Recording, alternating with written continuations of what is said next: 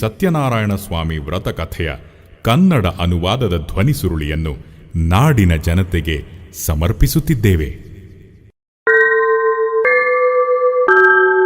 ಅಥ ಮಹಾಲಕ್ಷ್ಮೀ ಸಮೇತಷ್ಟೇ ಸತ್ಯನಾರಾಯಣ ಸ್ವಾಮಿ ವ್ರತಕಥಾಶ್ರವಣಾಖ್ಯಂ ಕರ್ಮ ಕರಿಷ್ಯೆ.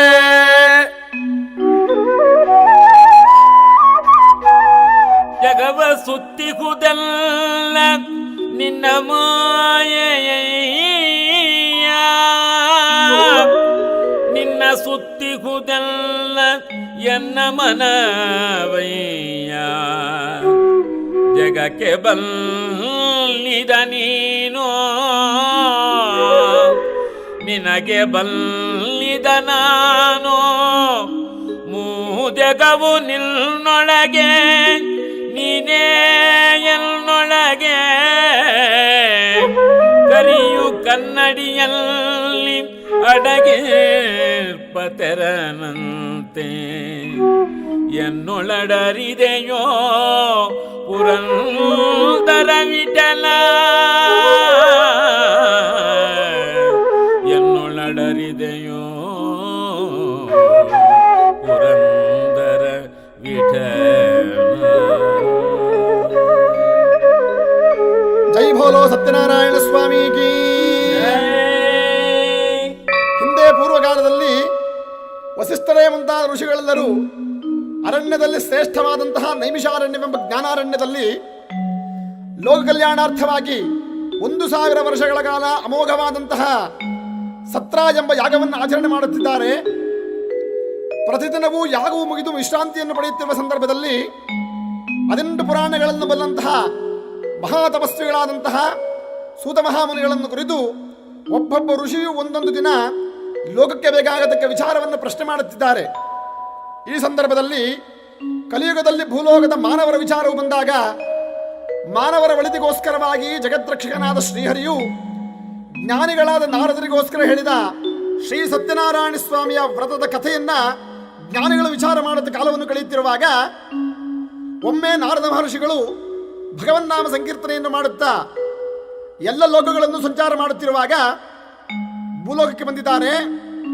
ಅಲ್ಲಿ ಜಂತೂನಾಂ ನರಜನ್ಮ ದುರ್ಲಭಂ ಎಂಬಂತೆ ನರಜನ್ಮದಲ್ಲಿ ಹುಟ್ಟಿದ ಮಾನವರು ಯಾವ ರೀತಿಯಲ್ಲಿ ಇರುತ್ತಾರೆಯೋ ಎಂದು ಪ್ರತಿಯೊಬ್ಬರನ್ನು ಆಲಿಸುತ್ತಾ ಬಂದಾಗ ಒಬ್ಬೊಬ್ಬರಿಗೆ ಒಂದೊಂದು ರೀತಿಯಲ್ಲಿ ಮನಃಶಾಂತಿ ಇಲ್ಲದಂತಾಗಿದೆ.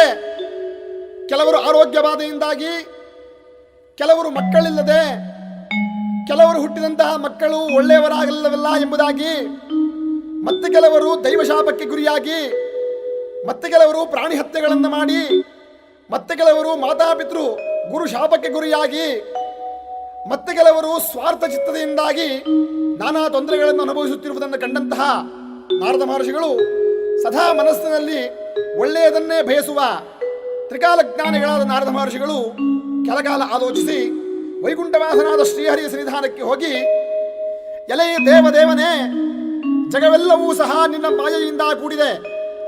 ಅಂತಹ ಜಗದೊಡೆಯನಾದ ನಿನ್ನನ್ನು ನನ್ನ ಮನಸ್ಸು ಆವರಿಸಿದೆ. ಜಗವೆಲ್ಲವನ್ನ ಪಾಲಿಸುವ ಪರಮಾತ್ಮನು ನೀನು.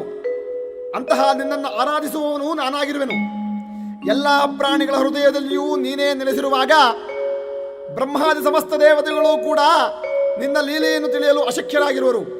ಎಲೆಯ ಪರಮಾತ್ಮನೇ, ಭೂಲೋಕದಲ್ಲಿ ಹುಟ್ಟಿದ ಮಾನವರು ಉತ್ತಮವಾದ ಜನ್ಮದಲ್ಲಿ ಜನಿಸಿ ಅತ್ಯುನ್ನತವಾದ ಜ್ಞಾನವನ್ನು ಪಡೆದಿದ್ದರೂ ಅಜ್ಞಾನಭರಿತರಾಗಿ ದೈವವನ್ನೇ ಮರೆತು ಪ್ರಾಣಮೇವ ಪರಿತ್ಯಜ್ಯ ಮಾನಮೇವಾಭಿರಕ್ಷತೆ ಎಂಬಂತೆ ಪ್ರಾಣ ಹೋದರೂ ಸರಿಯೇ ಮಾನವನ್ನು ರಕ್ಷಿಸಿಕೊಳ್ಳಬೇಕು.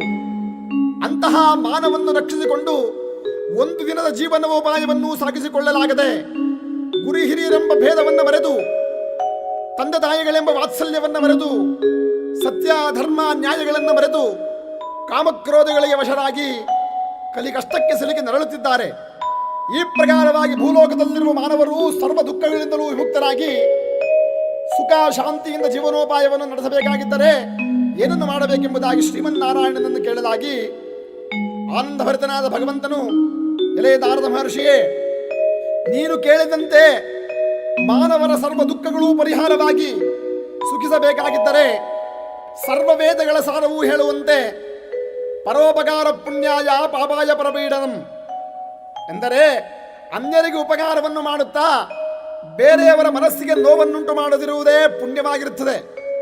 ಇದನ್ನು ಬಿಟ್ಟು ಸದಾ ಮತ್ತೊಬ್ಬರಿಗೆ ಕೆಡಕನ್ನೇ ಬಯಸುತ್ತಾ ಅಸತ್ಯ ಅನ್ಯಾಯದಿಂದ ನಡೆಯುವುದೇ ಪಾಪವಾಗಿರುತ್ತದೆ.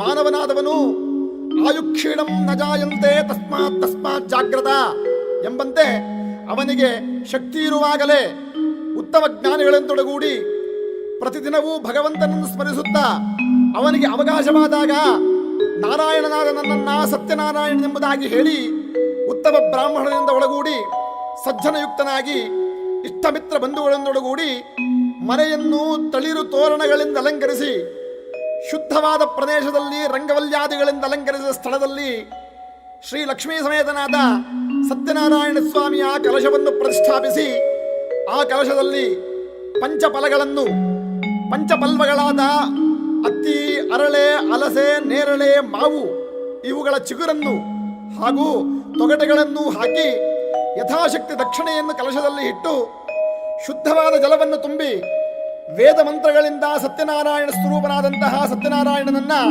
ಪ್ರತಿಷ್ಠಾಪಿಸಿ ಕಾಯ ವಾಚ ಮನಸ ಭಕ್ತಿ ಶ್ರದ್ಧೆಗಳಿಂದ ಪರಮಾತ್ಮನನ್ನು ಪೂಜಿಸಿ, ಎಲೆ ದೇವದೇವನೇ ನಮ್ಮ ಸಂಕಷ್ಟಗಳನ್ನು ಪರಿಹರಿಸಿ ನಮ್ಮ ವಂಶವೃದ್ಧಿಯನ್ನು ಮಾಡು, ಸುಖ ಶಾಂತಿಯನ್ನು ಕೊಟ್ಟು ಕಾಪಾಡು ಎಂಬುದಾಗಿ ಹೇಳಿ ಭಕ್ತಿಯಿಂದ ವೇದ ಮಂತ್ರಗಳಿಂದಲೂ ಸಂಗೀತದಿಂದಲೂ ನೃತ್ಯ ಗೀತಾದಿಗಳಿಂದಲೂ ಧ್ಯಾನಿಸಿ ಈ ಪ್ರಕಾರವಾಗಿ ಕನಿಷ್ಠ 4 ವರ್ಷಗಳ ಕಾಲ ಸತ್ಯನಾರಾಯಣ ಸ್ವಾಮಿಯ ಪೂಜೆಯನ್ನು ಮಾಡಿ ವಿಶೇಷವಾದ ದಾನ ಧರ್ಮಾದಿಗಳನ್ನು ಮಾಡಿ ಉದ್ಯಾಪನೆಯನ್ನು ಮಾಡಿದಲ್ಲಿ ಸರ್ವ ಕಷ್ಟಗಳನ್ನು ನಿವಾರಿಸಿ ಅವರ ಜನ್ಮ ಸಾಫಲ್ಯವನ್ನು ಮಾಡುತ್ತೇನೆಂಬುದಾಗಿ ಹೇಳಿ ಶ್ರೀಮನ್ನಾರಾಯಣನು ನಾರದರಿಗೆ ಹೇಳಿದ ಈ ಪ್ರಥಮೋಧ್ಯಾಯವನ್ನು ಕೇಳಿದ ಸರ್ವರಿಗೂ ಸನ್ಮಂಗಳವನ್ನುಂಟು ಮಾಡದೆಂಬುದಾಗಿ ಹೇಳಿ ಪ್ರಥಮೋಧ್ಯಾಯಕ್ಕೆ ನಾವು ಮಂಗಳವನ್ನು ಹೇಳೋಣ.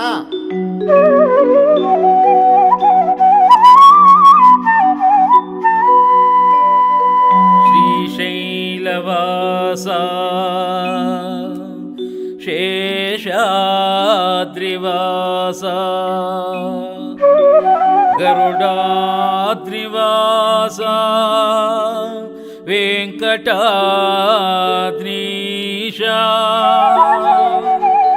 ನಾರಾಯಣಾದ್ರೀಶ ವೃಷಭಾದ್ರಿವಾಸ ವೃಷಶೈಲವಾಸ ಸರ್ವಲೋಕೇಶ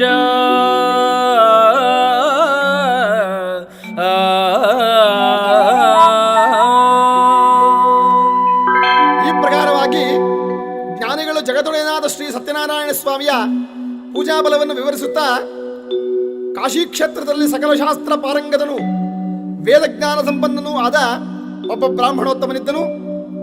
ಸದಾಚಾರಯುಕ್ತನಾಗಿ ಅನ್ಯನಿಗೆ ಒಳಿತನ್ನೇ ಬಯಸುತ್ತಾ ಭಗವದ್ಭಕ್ತನಾಗಿ ಕಾಲವನ್ನು ಕಳೆಯುತ್ತಿರುವಾಗ ಪೂರ್ವಜನ್ಮದ ಪಾವಫಲದಿಂದ ಹಾಗೂ ಗ್ರಹಚಾರ ವಶಕ್ಕೆ ಸಿಲುಕಿ ಇದ್ದಕ್ಕಿದ್ದಂತೆ ಸಹಿಸಲಾಗದ ದರಿದ್ರವು ಆತನಿಗೆ ಪ್ರಾಪ್ತಿಯಾಗುತ್ತದೆ. ದಿನ ಕಳೆದಂತೆ ಆ ದರಿದ್ರವು ಹೆಚ್ಚಾಗುತ್ತಾ ಮನೆಯಲ್ಲಿ ತಿನ್ನುವುದಕ್ಕೆ ಅನ್ನವಿಲ್ಲದಂತಾಗುತ್ತದೆ. ಒಂದು ಹೊತ್ತಿನ ಊಟವನ್ನು ಕಳೆಯುವುದು ಸಹ ಆತನಿಗೆ ಕಷ್ಟವಾಗಿ ಹೋಗುತ್ತದೆ. ಕೊನೆಗೆ ಸಂಸಾರವನ್ನು ಭರಿಸಲಾಗದೆ ಹಿಂದು ಮುಂದೆ ತೋಚದ ಆ ಬ್ರಾಹ್ಮಣೋತ್ತಮನು ವಿಧಿಯಿಲ್ಲದೆ ಭಿಕ್ಷೆಯನ್ನೆತ್ತುವಂತಹ ಪರಿಸ್ಥಿತಿ ಪ್ರಾಪ್ತಿಯಾಗುತ್ತದೆ. ಭಗವದ್ಧ್ಯಾನವನ್ನು ಮಾಡುತ್ತಾ ದುಃಖಚಿತ್ತನಾದ ಆ ಬ್ರಾಹ್ಮಣೋತ್ತಮನು ಭಿಕ್ಷಾಟನೆಯನ್ನು ಮಾಡುತ್ತಾ ಬೀದಿ ಬೀದಿಯನ್ನು ಅಲೆಯುತ್ತಿರುವಾಗ ಅದಂತಹ ಗ್ರಹಚಾರವೋ ಆ ದಿನ ಯಾರೂ ಭಿಕ್ಷೆಯನ್ನು ಸಹ ಕೊಡುವುದಿಲ್ಲ. ಕೊನೆಗೆ ಏನೂ ತೋಚದ ಆ ಬ್ರಾಹ್ಮಣೋತ್ತಮನು ಹಸಿವಿನ ಬಾಧೆಯನ್ನು ತಾಳಲಾರದೆ ಒಂದು ಮರದ ಕೆಳಗೆ ಕುಳಿದು, ಎಲೆ ವಿಧಿಯೇ, ಯಾರೂ ಮಾಡದ ಕರ್ಮವನ್ನು ನಾನೇ ಮಾಡಿರುವೆನೆ, ಇರುವೆಯಿಂದಿಡಿದು 84 ಲಕ್ಷ ಜೀವರಾಶಿಗಳನ್ನು ಪಾಲಿಸುವ ಪರಮಾತ್ಮನೇ, ನಿನಗೆ ನಾನೊಬ್ಬರೂ ಭಾರವಾಗಿರುವೆನೆ ಎಂಬುದಾಗಿ ರೋಧಿಸುತ್ತಿರುವಾಗ, ಎಲೆ ಜಗದೊಡೆಯನೇ, ನನ್ನನ್ನು ಕಾಪಾಡು, ಅನಾಥ ರಕ್ಷಕನು ನೀನು, ನನ್ನ ಸಂಕಟವನ್ನು ಹೋಗಲಾಡಿಸು ಎಂಬುದಾಗಿ ಹೇಳಿ ಭಗವಂತನನ್ನು ಪ್ರಾರ್ಥಿಸುತ್ತಿರುವಾಗ ಆಪದ್ಬಾಂಧವನಾದ ಆ ಮಹಾವಿಷ್ಣುವು ದೈವಂ ಮಾನುಷ ರೂಪೇಣ ಎಂಬಂತೆ ಒಬ್ಬ ಸನ್ಯಾಸಿ ವೇಷವನ್ನು ಧರಿಸಿ ದುಃಖಿತನಾದ ಆ ಬ್ರಾಹ್ಮಣನ ಬಳಿಗೆ ಬಂದು, ಎಲೈ ವಿಪ್ರೋತ್ತಮನೇ, ಏದಕ್ಕೋಸ್ಕರವಾಗಿ ವ್ಯಸನ ಪಡುತ್ತಿರುವೆ, ದಯಮಾಡಿ ಹೇಳು ಎಂದಾಗ ದುಃಖತಪ್ತನಾದ ಆ ಬ್ರಾಹ್ಮಣೋತ್ತಮನು, ಎಲೈ ಸ್ವಾಮಿಯೇ, ಸರ್ವಶೂನ್ಯ ದರಿದ್ರದ ಎಂಬಂತೆ ನನ್ನ ವಿದ್ಯೆಯಾಗಲಿ, ನನ್ನ ಬುದ್ಧಿಯಾಗಲಿ, ನನ್ನ ಜ್ಞಾನವಾಗಲಿ ಯಾವುದೂ ಉಪಯೋಗಕ್ಕೆ ಬಾರದಂತಾಗಿದೆ. ಈ ದರಿದ್ರವು ನಿವಾರಣೆಯಾಗುವಂತಹ ಉಪಾಯವೇ ತಿಳಿಯದಂತಾಗಿದೆ. ಇದರಿಂದ ನನ್ನ ಸರ್ವಶಕ್ತಿಯೂ ನಶಿಸಿ ಹೋಗಿದೆ. ನನ್ನನ್ನು ಯಾರೂ ಆಧರಿಸುವವರಿಲ್ಲ. ಹಿಂದು ಮುಂದರಿಯದೆ ಕಂಗೆಟ್ಟಿರುವೆನು. ಹಸಿವಿನ ಬಾಧೆಯನ್ನು ತಾಳಲಾರದೆ ಶರಣಾಗತ ರಕ್ಷಕನಾದ ಶ್ರೀಹರಿಯನ್ನು ಸ್ಮರಿಸುತ್ತಾ ಕಾಲವನ್ನು ಕಳೆಯುತ್ತಿರುವೆನು. ಎಲೆ ಸ್ವಾಮಿಯೇ, ಯಥೀನಾಂ ದರ್ಶನಂ ಪುಣ್ಯಂ ಎಂಬಂತೆ ನಿಮ್ಮನ್ನು ಕಂಡೊಡನೆಯೇ ಆ ಜಗದ್ರಕ್ಷಕನಾದ ಶ್ರೀಹರಿಯನ್ನೇ ಕಂಡಂತಾಗಿದೆ. ದಯಮಾಡಿ ಯತಿಗಳಾದ ತಮಗೇನಾದರೂ ಈ ದರಿದ್ರವು ನಿವಾರಣೆಯಾಗುವಂತಹ ಉಪಾಯವು ತಿಳಿದಿದ್ದರೆ ಕೃಪೆಯಿಂದ ಉಪದೇಶಿಸಿ ಎಂದಾಗ ಸನ್ಯಾಸಿ ರೂಪದಲ್ಲಿದ್ದ ಆ ಮಹಾವಿಷ್ಣುವು ಆ ಬ್ರಾಹ್ಮಣೋತ್ತಮನನ್ನು ಕುರಿತು, ಎಲೆ ಬ್ರಾಹ್ಮಣೋತ್ತಮನೇ, ಕರ್ಮದಿಂದ ವಿಮುಕ್ತರಾಗುವುದಕ್ಕೆ ಯಾರಿಂದಲೂ ಸಾಧ್ಯವಿಲ್ಲ. ಲಲಾಟ ಲಿಖಿತ ರೇಖಾ ಪ್ರಮಾಣಂ ನ ಶಕ್ಯತೆ ಎಂಬಂತೆ ವಿಧಿಯ ಬರಹವನ್ನು ತಪ್ಪಿಸಿಕೊಳ್ಳಲು ಯಾರಿಂದಲೂ ಸಾಧ್ಯವಿಲ್ಲ. ಹಿಂದಿನ ಜನ್ಮದ ಕರ್ಮಕ್ಕನುಗುಣವಾಗಿ ಕಷ್ಟ ಸುಖಗಳು ಪ್ರಾಪ್ತಿಯಾಗುತ್ತದೆ. ಹಾಗೆಂದು ಕಂಗೆಡದೆ ಮಾಡುವ ಕೆಲಸವನ್ನು ಯಾವುದೇ ಕಾರಣಕ್ಕೂ ಬಿಡಬಾರದು. ಬ್ರಹ್ಮ ಏನ ಕುಲಾಲವನ್ಹಿ ಯಮತೋ ಬ್ರಹ್ಮಾಂಡ ಭಾಂಡೋದರೆ ಎಂಬುದಾಗಿ ಜ್ಞಾನಿಗಳು ಹೇಳಿರುವ ಪ್ರಕಾರವಾಗಿ ಜಗತ್ಸೃಷ್ಟಿಕರ್ತನಾದ ಬ್ರಹ್ಮದೇವನೇ ಅನೇಕ ಮಹಾಯುಗಗಳು ಕಳೆದರೂ ಸಹ ಸದಾ ಜೀವರಾಶಿಗಳನ್ನು ಸೃಷ್ಟಿಯನ್ನೇ ಮಾಡುತ್ತಾ ಆತನೂ ಕರ್ಮನಿರತನಾಗಿದ್ದಾನೆ. ಇನ್ನು ಮಹಾವಿಷ್ಣುವಾದರೂ ವಿಷ್ಣುರ್ಹೇನ ದಶಾವತಾರ ಗಹನೆ ಕ್ಷಿಪ್ತೋನ್ಮಹಾಸಂಕಟೆ ಎಂಬಂತೆ ಜಗದ್ರಕ್ಷಣೆಗೋಸ್ಕರವಾಗಿ ಒಂದಾದ ಮೇಲೊಂದರಂತೆ ದಶಾವತಾರಗಳನ್ನು ಎತ್ತುತ್ತಾ ನಾವುಗಳು ಅನುಭವಿಸಲಿಕ್ಕೆ ಸಾಧ್ಯವಾಗದಂತಹ ಕಷ್ಟವನ್ನು ಅನುಭವಿಸುತ್ತಿದ್ದಾನೆ. ಇನ್ನು ರುದ್ರನಾದರೂ ರುದ್ರೋಯೇನ ಕಪಾಲಪಾಣಿಪುಟಗೆ ಭಿಕ್ಷಾಟನಂ ಕಾರಿತಃ ಎಂಬಂತೆ ಸ್ವಯಂ ಮಹೇಶ್ವರನಾಗಿಯೂ ಭಿಕ್ಷಾಟನೆಯನ್ನು ಮಾಡಿ ಸದಾ ಜಗತ್ತನ್ನು ರಕ್ಷಿಸುತ್ತಿದ್ದಾನೆ. ಇದೇ ಪ್ರಕಾರ ಸೂರ್ಯನಾದರೂ ಸಹ ಸದಾ ಜಗತ್ತಿಗೆ ಬೆಳಕನ್ನು ನೀಡುತ್ತಾ ಕರ್ಮಾಚರಣೆಯಲ್ಲಿ ನಿರತನಾಗಿದ್ದಾನೆ. ಆದ್ದರಿಂದ ಅವರವರ ಪೂರ್ವಜನ್ಮದ ಕರ್ಮಕ್ಕನುಗುಣವಾಗಿ ಕಷ್ಟ ಸುಖಗಳು ಪ್ರಾಪ್ತಿಯಾಗುತ್ತದೆ. ಇನ್ನು ಮಾನವರಾದ ನಾವುಗಳು ದುಃಖ ಬಂದಾಗ ಆ ಜಗದೊಡೆಯನಾದ ಶ್ರೀಹರಿಯನ್ನು ಧ್ಯಾನಿಸುವುದನ್ನು ಬಿಟ್ಟರೆ ಮತ್ತೆ ಯಾವ ಉಪಾಯವೂ ನಮಗಿರುವುದಿಲ್ಲ. ನೀನು ಸತ್ಯ ಸ್ವರೂಪನಾದಂತಹ ಸತ್ಯನಾರಾಯಣ ಸ್ವಾಮಿಯ ವ್ರತವನ್ನು ಆಚರಿಸು. ಧನಿಕಂ ನಿರ್ಧನಂಚೈವ ನಿರ್ಧನಂ ಧನಿಕಂ ತಥಾ ಎಂಬಂತೆ ಎಲ್ಲರನ್ನು ಕಾಪಾಡುವವನು ಅವನೇ ಆಗಿರುವನು. ನೀನು ಸತ್ಯನಾರಾಯಣ ಸ್ವಾಮಿಯನ್ನು ಧ್ಯಾನಿಸು, ನಿನ್ನ ಸರ್ವ ಕಷ್ಟಗಳು ನಿವಾರಣೆಯಾಗಿ ಸುಖಿಸುವೆ ಎಂಬುದಾಗಿ ಹೇಳಿ ನಂತರ ಸ್ವಲ್ಪ ದೂರ ಹೋಗಿ ಮಾಯವಾಗುತ್ತಾನೆ. ಈ ಪ್ರಕಾರವಾಗಿ ಸನ್ಯಾಸಿಯಿಂದ ಹೇಳಲ್ಪಟ್ಟ ಮಹಿಮೆಯುಳ್ಳಂತಹ ಸತ್ಯನಾರಾಯಣ ಸ್ವಾಮಿಯ ವ್ರತವನ್ನು ಮಾಡಬೇಕೆಂಬುದಾಗಿ ಚಿಂತಿಸುತ್ತಾ ಭಿಕ್ಷೆಗೆ ಹೋಗಲು ಆ ದಿನ ಸತ್ಯನಾರಾಯಣನ ದಯೆಯಿಂದ ಎಂದಿಗಿಂತಲೂ ಹೆಚ್ಚಾದ ಧನಧಾನ್ಯಗಳು ಪ್ರಾಪ್ತಿಯಾಗುತ್ತದೆ. ಆನಂದಭರಿತನಾದ ಆ ಬ್ರಾಹ್ಮಣೋತ್ತಮನು ಮನೆಗೆ ಹೋಗಿ ಸತ್ಯನಾರಾಯಣ ಸ್ವಾಮಿಯ ಪೂಜೆಗೆ ಬೇಕಾಗತಕ್ಕ ಫಲಪುಷ್ಪಾದಿಗಳನ್ನು ಸಿದ್ಧ ಮಾಡಿಕೊಂಡು ಮಹಾಲಕ್ಷ್ಮೀ ಸಮೇತನಾದ ಸತ್ಯನಾರಾಯಣ ಸ್ವಾಮಿಯ ವ್ರತವನ್ನ ಭಕ್ತಿ ಮತ್ತು ಶ್ರದ್ಧೆಯಿಂದ ಆಚರಣೆ ಮಾಡಲು ಸತ್ಯನಾರಾಯಣ ಸ್ವಾಮಿಯ ವ್ರತ ಪ್ರಭಾವದಿಂದ ದರಿದ್ರ ನಿವಾರಣೆಯಾಗಿ ಸುಖ ಸಂತೋಷಗಳು ಪ್ರಾಪ್ತಿಯಾಗುತ್ತದೆ. ಹೀಗೆ ಪೌರ್ಣಮಿ, ಸಂಕ್ರಾಂತಿ, ಹಬ್ಬ ಹರಿದಿನಗಳಲ್ಲಿ ಮಹಾಲಕ್ಷ್ಮಿ ಸಮೇತನಾದ ಸತ್ಯನಾರಾಯಣ ಸ್ವಾಮಿಯ ವ್ರತವನ್ನು ಆಚರಿಸುತ್ತಿರುವಾಗ ಒಮ್ಮೆ ಕಡು ಬಡವನಾದ ಒಬ್ಬ ಸೌದೆ ವ್ಯಾಪಾರಿಯು ಬ್ರಾಹ್ಮಣನ ಮನೆಯೊಳಗೆ ಬಂದು ಬ್ರಾಹ್ಮಣನು ಮಾಡುತ್ತಿರುವಂತಹ ಮಹಾಲಕ್ಷ್ಮಿ ಸಮೇತನಾದ ಸತ್ಯನಾರಾಯಣ ಸ್ವಾಮಿಯ ಪೂಜೆಯನ್ನು ಕಂಡು ಆ ಸತ್ಯನಾರಾಯಣ ಸ್ವಾಮಿಯ ಪೂಜಾ ವಿಧಾನವನ್ನು ಆ ಬ್ರಾಹ್ಮಣೋತ್ತಮನೆಂದು ತಿಳಿದು ತಾನೂ ಸಹ ಸತ್ಯನಾರಾಯಣ ಸ್ವಾಮಿಯ ವ್ರತವನ್ನು ಮಾಡಲು ಅವನಿಗೂ ಸಹ ದರಿದ್ರ ನಿವಾರಣೆಯಾಗಿ ಸುಖ ಪ್ರಾಪ್ತಿಯಾಗುತ್ತದೆ. ಈ ಪ್ರಕಾರವಾಗಿ ಸತ್ಯನಾರಾಯಣ ವ್ರತವನ್ನು ಯಾವ ಮನುಷ್ಯನು ಭೂಲೋಕದಲ್ಲಿ ಆಚರಿಸುತ್ತಾನೋ ಅವನ ಅನುಗ್ರಹದಿಂದ ಸರ್ವ ದುಃಖಗಳೂ ಸಹ ನಿವಾರಣೆಯಾಗಿ ಸುಖಿಸುತ್ತಾನೆ ಎಂಬಲ್ಲಿಗೆ ಸತ್ಯನಾರಾಯಣ ಸ್ವಾಮಿಯ 2ನೇ ಅಧ್ಯಾಯವನ್ನು ಕೇಳಿದ ಸರ್ವರಿಗೂ ಶ್ರೀ ಸತ್ಯದೇವರು ಸನ್ಮಂಗಳವನ್ನುಂಟು ಮಾಡಲಿ ಎಂಬುದಾಗಿ ಹೇಳಿ 2ನೇ ಅಧ್ಯಾಯಕ್ಕೆ ಮಂಗಳವನ್ನು ಮಾಡೋಣ. ಮಲಗಿ ಪರಮಾದರದಿ ಪಾಡನು ಕುಳಿತು ಕೇಳುವ ಕುಳಿತು ಪಾಡಲು ನಿಲ್ಲುವ ನಿಂತರೆ ನಲಿವ ನಲಿದರೆ ಒಲಿವೆ ನಿನಗೆಂಬ ಸುಲಭನೋ ಹರಿ ಸುಲಭನೋ ಹರಿ ತನ್ನವರ ಅರಗಳಿಗೆ ಬಿಟ್ಟಗಲನು ರಮಾಧವನ ನೆನೆಯಲರಿಯದೆ ಪಾಮರರು ಬಳಲುವರೋ ಭವದೊಳಗೆ.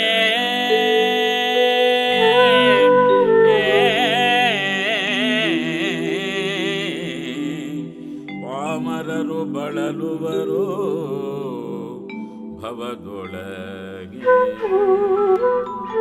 ಇಂತಹ ಸತ್ಯದೇವರ ಲೀಲಾ ವಿನೋದವನ್ನು ಕೇಳುತ್ತಾ ಹೋದಂತೆ ರಾಜರಲ್ಲಿ ಶ್ರೇಷ್ಠನಾದ ಉಲ್ಕಮುಗನೆಂಬ ರಾಜನು ನಿಷ್ಠಾಗರಿಷ್ಠನಾಗಿ ಧರ್ಮೋ ರಕ್ಷತಿ ರಕ್ಷಿತಃ ಎಂಬಂತೆ ಧರ್ಮದಿಂದ ಮೇಲು ಕೀಳೆಂಬ ಭೇದವಿಲ್ಲದೆ ಯಾರೊಬ್ಬ ಮನಸ್ಸಿಗೂ ನೋವನ್ನುಂಟು ಮಾಡದೆ ಕರುಣಾಮೂರ್ತಿಯಾದ ಆ ರಾಜನು ರಾಜ್ಯ ಪರಿಪಾಲನೆಯನ್ನು ಮಾಡುತ್ತಿರುವಾಗ ಒಂದು ದಿನ ಆ ರಾಜದಂಪತಿಗಳಿಬ್ಬರೂ ಕುಳಿತು ಪರಸ್ಪರ ವಿಚಾರವನ್ನು ಮಾಡುತ್ತಾ ಆನಂದವಾಗಿ ಕಾಲವನ್ನು ಕಳೆಯುತ್ತಿರುವಾಗ ಅವರಿಗೊಂದು ವ್ಯಥೆಪ್ರಾಪ್ತಿಯಾಗಿದೆಯಂತೆ.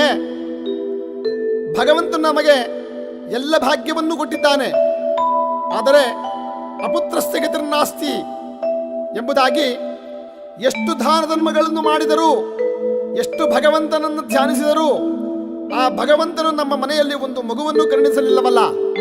ಎಲೆ ವಿಧಿಯೇ, ಯಾವ ಜನ್ಮದಲ್ಲಿ ಏನು ಕರ್ಮವನ್ನು ಮಾಡಿದ್ದೇವೋ ಎಂದು ಹಿಂದು ಮುಂದರಿಯದ ಆ ರಾಜದಂಪತಿಗಳಿಬ್ಬರು ದುಃಖದಿಂದ ಆಲೋಚನೆ ಮಾಡುತ್ತಾ ತಮ್ಮ ಕುಲಪುರೋಹಿತರನ್ನ ಬರಮಾಡಿಕೊಂಡು, ಗುರುಗಳೇ, ಯಾವ ಜನ್ಮದಲ್ಲಿ ಏನು ಕರ್ಮವನ್ನು ಮಾಡಿದ್ದೇವೋ ಏನೋ, ಈ ಜನ್ಮದಲ್ಲಿ ಮಕ್ಕಳ ಭಾಗ್ಯವೇ ಇಲ್ಲದಂತಾಗಿದೆ. ಏನಿದ್ದರೇನು, ನಮ್ಮ ಮನೆಯ ಅಂಗಳದಲ್ಲಿ ಚಿನ್ನದ ಹೊರಳಿದ್ದರೇನು ಪ್ರಯೋಜನ? ನಮ್ಮ ಮನೆ ತುಂಬ ಮುತ್ತು ರತ್ನ ವಜ್ರ ವೈಡೂರ್ಯ ಮರಕದ ಮಾಣಿಕ್ಯಾದಿಗಳು ಚೆಲ್ಲಾಡಿದರೇನು ಪ್ರಯೋಜನ? ಅಲ್ಲದೆ ಆನೆ ಕುದುರೆ ಒಂಟೆ ಅಧಿಕ ಫಲ ಸೈನ್ಯವಿದ್ದಳೋನು ಪ್ರಯೋಜನ? ಒಂದು ಮಗುವಿಲ್ಲದ ಮೇಲೆ ಏನಿದ್ದರೇನು ಗುರುಗಳೇ ಎಂಬುದಾಗಿ ಹೇಳಿ ಕಣ್ಣೀರಿಡುತ್ತಾ ಆ ಗುರುಗಳಲ್ಲಿ ಭಿನ್ನ ಮಾಡಿಕೊಂಡಾಗ ಗುರುಗಳು ಹೇಳುತ್ತಿದ್ದಾರೆ, ಗಗನೇ ರವಿರತ್ನಾನಿ ಗೃಹರತ್ನಾನಿ ಬಾಲಕ ಎಂಬುದಾಗಿ ಹೇಳ್ತಾರೆ. ರಾಜ, ಒಂದು ಮಗುವಿಲ್ಲದ ಮೇಲೆ ಏನಿದ್ದರೂ ತೃಣ ಸಮಾನವೇ ಅಲ್ಲವೇ? ಅಲ್ಲದೆ ರಾಜನಾದ ನಿನಗೆ ವಂಶೋದ್ಧಾರವಾಗಲೇಬೇಕು ಎಂಬುದಾಗಿ ಎಲ್ಲರ ಕಷ್ಟವನ್ನು ಹೋಗಲಾಡಿಸುವ ಅಣುರೇಣು ತೃಣಕಾಷ್ಟದಲ್ಲಿಯೂ ಸಹ ತುಂಬಿ ನಿಬಿಡೀಕೃತನಾಗಿರುವ ಆ ಜಗತ್ರಕ್ಷನಾದ ಶ್ರೀಹರಿಯಾದ ಸತ್ಯನಾರಾಯಣ ಸ್ವಾಮಿಯನ್ನು ಧ್ಯಾನಿಸಿದರೆ ಎಲ್ಲ ಕೋರಿಕೆಗಳೂ ನೆರವೇರುತ್ತದೆ ಎಂಬುದಾಗಿ ಪುರಾಣಗಳಲ್ಲಿ ಶ್ರೇಷ್ಠವಾದ ಸ್ಕಾಂದ ಪುರಾಣದಲ್ಲಿ ಹೇಳಿದೆ. ಆದ್ದರಿಂದ ಭಕ್ತಿ ಶ್ರದ್ಧೆಯಿಂದ ಆ ಸತ್ಯದೇವರನ್ನು ನಾವು ಪೂಜಿಸೋಣ ಎಂಬುದಾಗಿ ಹೇಳಿ ಆ ಸತ್ಯನಾರಾಯಣ ಸ್ವಾಮಿಯನ್ನು ಪೂಜಿಸಲು ಶುಭ ದಿನವನ್ನು ನಿರ್ಣಯಿಸಿಕೊಂಡು ಆ ಶುಭ ದಿನದಲ್ಲಿ ಎಲ್ಲ ಸಿದ್ಧತೆಗಳನ್ನು ಮಾಡಿಕೊಂಡು ಶುಚಿರ್ಭೂತನಾಗಿ ಮಂಗಳವಾದ್ಯಾದಿ ವೇದ ವಿಪ್ರರೊಂದೊಡಗೂಡಿ ಕಲ್ಪೋಕ್ತ ಪ್ರಕಾರವಾಗಿ ಸತ್ಯನಾರಾಯಣ ಸ್ವಾಮಿಯ ವ್ರತವನ್ನ ನದೀ ತೀರದಲ್ಲಿ ಆಚರಿಸಿ ಆ ರಾಜ ದಂಪತಿಗಳಿಬ್ಬರು ಪುರೋಹಿತರು ಹೇಳಿದಂತೆ ಕೈಯಲ್ಲಿ ಹೂವನ್ನು ಹಿಡಿದು, ಎಲೆಯ ದೇವದೇವನೇ, ನಮ್ಮನ್ನು ಉದ್ಧರಿಸು, ನಮಗೆ ಒಂದು ಮಗುವನ್ನು ಕರುಣಿಸು, ನಮ್ಮ ವಂಶೋದ್ಧಾರವನ್ನು ಮಾಡು ಪ್ರಭು ಎಂಬುದಾಗಿ ಪ್ರಾರ್ಥಿಸಲಾಗಿ ಕರಮುಗಿದು ಶಿರಭಾಗಿ ಶರಣಾಗಿ ನಜ ವಿನಯ ಭಯ ಭಕುತಿಗಳಿಂದ ಬೇಡಿದೊಡನೆಯೇ ಇಂದು ಮುಂದೆನ್ನದೆ ವರವನ್ನು ಕೊಡುವ ಆ ಶ್ರೀಹರಿ ಅನುಗ್ರಹವು ಪ್ರಾಪ್ತಿಯಾಗಿದೆ. ಆ ರಾಜಪತ್ನಿಯು ಗರ್ಭವನ್ನು ಧರಿಸಿ ಶುಭ ದಿನದಲ್ಲಿ ಮಗುವಿಗೆ ಜನ್ಮವನ್ನಿತ್ತಿದ್ದಾಳಂತೆ. ಈ ಪ್ರಕಾರವಾಗಿ ಆನಂದದಿಂದ ರಾಜ್ಯ ಪರಿಪಾಲನೆಯನ್ನು ಮಾಡುತ್ತಾ ಸತ್ಯನಾರಾಯಣ ಸ್ವಾಮಿ ಅಂತರಂಗ ಭಕ್ತನಾಗಿ ಪ್ರತಿ ಪೌರ್ಣಮಿ ಸಂಕ್ರಾಂತಿ ಪರ್ವಕಾಲಗಳಲ್ಲಿ ಶ್ರೀ ಸತ್ಯನಾರಾಯಣ ಸ್ವಾಮಿಯ ವ್ರತವನ್ನು ಮಾಡುತ್ತಾ ದಾನ ಧರ್ಮಾದಿಗಳನ್ನು ಮಾಡುತ್ತಾ ಸತ್ಯದೇವರ ಕಥೆಯನ್ನು ಕೇಳುತ್ತಾ ಕಾಲವನ್ನು ಕಳೆಯುತ್ತಿರುವಾಗ ಅಲ್ಲಿಗೆ ಒಬ್ಬ ವ್ಯಾಪಾರಿ ಬಂದು ರಾಜನಿಂದ ತಾನು ಆ ವ್ರತ ವಿಧಾನವನ್ನು ತಿಳಿದುಕೊಂಡು ತನಗೂ ಮಕ್ಕಳಿಲ್ಲವಾದ ಕಾರಣ ಸರ್ವ ಸಂಕಷ್ಟಗಳನ್ನು ಕಳೆದು ಕೋರದ ಇಷ್ಟಾರ್ಥಗಳನ್ನು ಕೊಡುವ ಸತ್ಯನಾರಾಯಣ ಸ್ವಾಮಿಯ ವ್ರತವನ್ನು ತಾನೂ ಮಾಡಬೇಕೆಂಬುದಾಗಿ ಮನಸ್ಸಿನಲ್ಲಿ ಆ ಪರಮಾತ್ಮನನ್ನೇ ಧ್ಯಾನಿಸುತ್ತಾ ತನ್ನ ಮನೆಗೆ ಬಂದು ಸತ್ಯನಾರಾಯಣ ಸ್ವಾಮಿಯ ವ್ರತ ವಿಧಾನವನ್ನು ತನ್ನ ಹೆಂಡತಿಗೆ ಹೇಳಿ, ನಮಗೆ ಆ ಪರಮಾತ್ಮನ ದಯೆಯಿಂದ ಮಕ್ಕಳ ಭಾಗ್ಯವು ಪ್ರಾಪ್ತವಾದರೆ ನಾವು ಸತ್ಯನಾರಾಯಣ ಸ್ವಾಮಿಯ ವ್ರತವನ್ನು ಮಾಡೋಣ ಎಂಬುದಾಗಿ ಹೇಳಿ ಆ ವೈಶ್ಯ ದಂಪತಿಗಳಿಬ್ಬರು ಆ ಭಗವಂತನ ಸ್ಮರಣೆಯನ್ನು ಮಾಡುತ್ತಾ ಕಾಲವನ್ನು ಕಳೆಯುತ್ತಿರಲು ಸ್ಮರಣೆ ಮಾತ್ರದಿಂದಲೇ ಅವರಿಗೆ ಒಂದು ಹೆಣ್ಣು ಮಗು ಪ್ರಾಪ್ತಿಯಾಗಿದೆಯಂತೆ. ಆನಂದಭರಿತರಾದ ಆ ದಂಪತಿಗಳು 11ನೇ ದಿನ ಅವರ ಕುಲಧರ್ಮ ಪದ್ಧತಿಯ ಮೇರೆಗೆ ನಾಮಕರಣವನ್ನು ಆಚರಣೆ ಮಾಡುತ್ತಿದ್ದಾರೆ. ಆಗ ಹೆಂಡತಿಯಾದವಳು ಸತ್ಯನಾರಾಯಣ ಸ್ವಾಮಿಯ ಪೂಜೆಯನ್ನು ಮಾಡೋಣ ಎಂಬುದಾಗಿ ಹೇಳಿದರು. ಸತ್ಯನಾರಾಯಣ ಸ್ವಾಮಿಯ ಪೂಜೆಯನ್ನು ಮಾಡದೆ ಹೆಂಡತಿಗೆ ಸತ್ಯನಾರಾಯಣ ಪೂಜೆಯನ್ನು ತನ್ನ ಮಗಳ ವಿವಾಹ ಕಾಲದಲ್ಲಿ ಮಾಡುತ್ತೇನೆಂಬುದಾಗಿ ಹೇಳಿ ಸಮಾಧಾನ ಮಾಡಿ ಮಗಳಿಗೆ ಕಲಾವತಿ ಎಂಬುದಾಗಿ ಹೇಳಿ ನಾಮಕರಣವನ್ನು ಮಾಡಿ ಕಾಲವನ್ನು ಕಳೆಯುತ್ತಿದ್ದಾನೆ. ಈ ಪ್ರಕಾರ ಹರುಷದಿಂದ ವರ್ಷಗಳು ಕಳೆದು ಹೋಗುತ್ತಿರಲು ನಂತರ ವೈಶ್ಯನು ಸುಂದರಳಾಗಿಯೂ ವಿದ್ಯಾವಂತಳಾಗಿಯೂ ವಿವಾಹ ವಯಸ್ಕಳಾಗಿಯೂ ಇರುವ ಮಗಳನ್ನು ನೋಡಿ ಆನಂದಭರಿತನಾಗಿ ವಿವಾಹವನ್ನು ಮಾಡೋಣ ಎಂಬುದಾಗಿ ಹೇಳಿ ನಿಶ್ಚಯ ಮಾಡಿಕೊಂಡು ಕಾಂಚನ ಎಂಬ ಪಟ್ಟಣದಿಂದ ಉತ್ತಮ ಗುಣವಂತನಾಗಿರುವ ಬಾಲಕನಾಗಿರುವ ಸುಂದರನಾಗಿರುವ ಒಬ್ಬ ವರನನ್ನು ಕರೆದಂದು ವೈಭವೋಪೇತವಾಗಿ ತನ್ನ ಮಗಳಿಗೆ ವಿವಾಹವನ್ನು ಮಾಡಿಕೊಟ್ಟಿದ್ದಾನೆ. ಆಗಲೂ ಸಹ ಕರುಣಾಸಾಗರರಾದ ಸತ್ಯನಾರಾಯಣ ಸ್ವಾಮಿಯನ್ನು ಪೂಜಿಸಲಿಲ್ಲ. ಮದುವೆಯೆಲ್ಲವೂ ಮುಗಿದ ಮೇಲೆ ಅಳಿಯನನ್ನು ಜೊತೆಯಲ್ಲಿ ಕರೆದುಕೊಂಡು ಹೊರ ರಾಜ್ಯಕ್ಕೆ ಹೋಗಿ ವ್ಯಾಪಾರವನ್ನು ಮಾಡುತ್ತಿರುವಾಗ ಸತ್ಯನಾರಾಯಣ ಸ್ವಾಮಿಗೆ ತನ್ನನ್ನು ಮರೆತು ಮತಾಂತನಾಗಿರುವ ವರ್ತಕನ ವಿಚಾರದಲ್ಲಿ ಬಹಳ ಕೋಪವು ಪ್ರಾಪ್ತಿಯಾಗಿದೆಯಂತೆ. ಎಲೆ ನಿನಗೆ ಸೈಸರಸಖ್ಯವಾದ ದುಃಖ ಪ್ರಾಪ್ತಿಯಾಗಲಿ ಎಂಬುದಾಗಿ ಹೇಳಿ ಸತ್ಯದೇವರು ಶಾಪವನ್ನಿತ್ತಿದ್ದಾನೆ.